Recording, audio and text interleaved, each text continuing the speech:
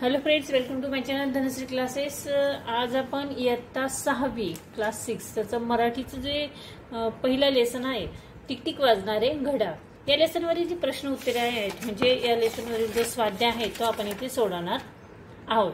ठीक आहे, हा लेसन जो आहे तो आपण मागच्या व्हिडिओमध्ये इथे बघितलेला आहे। त्यात हा व्हिडिओ मी पूर्णपणे एक्सप्लेन केलेला आहे, त्याची लिंक मी त्या डिस्क्रिप्शन बॉक्समध्ये देत आहे, ती तुम्ही जरूर बघा। आज आपण त्याचा स्वाध्याय इथे सॉल्व्ह करतोय।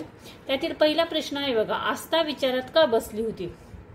आता याचं उत्तर कशा पद्धतीने लिहायचं आहे तर बघा, आस्थाच्या बाईंनी वेळेचे महत्त्व या विषयावर वर्गात माहिती दिली।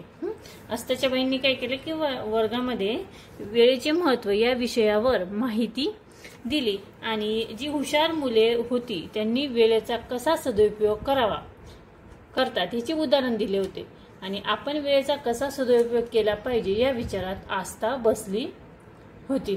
ठीक आहे, पुढचा प्रश्न कसा लिहायचा आहे की आस्थामध्ये बदल जाणवल्यावर बाबांनी काय केले तर बाबांनी सरळ विषय न काढता आस्थाजवळ सरळ विषय न काढता शाळा, सुट्ट्या, मित्र मैत्रिणी, अभ्यास याविषयी तिच्याशी गप्पा मारल्या। पुढचा प्रश्न आहे, आस्थाच्या मनात कोणता विचार घर करून बसला होता तर आस्थाच्या मनामध्ये हा विचार घर करून बसला होता की आज शाळेत बाईंनी वेळ कसा वाया जातो याविषयी माहिती दिली होती आणि वर्गातील हुशार विद्यार्थ्यांनी वेळेचा सदुपयोग कसा करतात याची उदाहरणं दिली होते। आता आपण कसे वागावे हा विचार तिच्या मनात घर करून बसला होता। ठीक आहे, पुढचा प्रश्न बघा, महत्वाच्या कामाचा विसर पडू नये म्हणून काय करावे असे बाबांनी सुचविले तर बाबांनी काय सांगितले की प्रथम आपल्याला कोणते काम करायचे आहे प्रथम आपण महत्वाच्या कामांची यादी करून तिचा क्रम लावायचा आहे। क्रम कसा लावायचा तर जे काम महत्वाचं आहे ते आपण 1 नंबरला घेणार आहे, अतिशय इम्पॉर्टंट काम आहे ते सुरुवातीला करायचं, त्या क्रमानुसार कामाचं जे इम्पॉर्टन्स आहे त्यानुसार त्याचा क्रम तयार करायचा आहे आणि यात थोडाफार बदल करून काम करायचे आहे। थोडाफार बदल करून म्हणजे काय तर ज्यावेळेस आपण घरातनं बाहेर निघतो किंवा आपल्या घरातीलच जी कामे आहेत, जी आपली पटपट होणारी कामे आहेत, जी महत्वाची आहेत ती अगोदर करायची आणि त्यानंतर त्या क्रमानुसार आपण काम हे करायचे आहे। त्यात थोडाफार बदल केला तरी चालू शकतो, तरी म्हणजे आपले जे काम आहे ते वेळेत पूर्ण होईल। थोडाफार बदल करून काम करायचे आहे हीच सवय आपल्याला लागते, त्यामुळे महत्वाची कामे आपण विसरत नाही। ठीक आहे, आता पुढचा जो प्रश्न आहे, विरुद्धार्थी शब्दांच्या जोड्या जुळवा।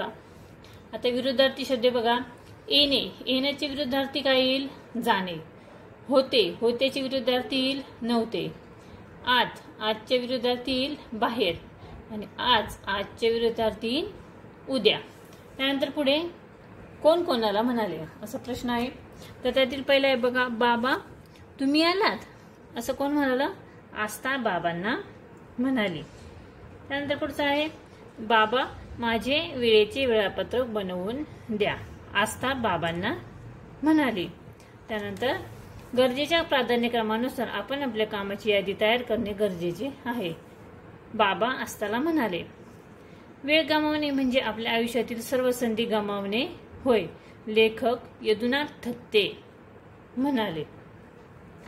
आणि वेळेचा सदुपयोग करणे आवश्यक नाही, चुकी बरोबर लिहायचं आहे, वेळेचा सदुपयोग करणे आवश्यक नाही, चूक वेळ सहज मिळाली तरी गमावलेली वेळ मात्र परत मिळवता येत नाही, बरोबर अवघड झालेले काम अशक्य होऊन बसते, बरोबर आस्था विचार करत बसली नव्हती, चूक।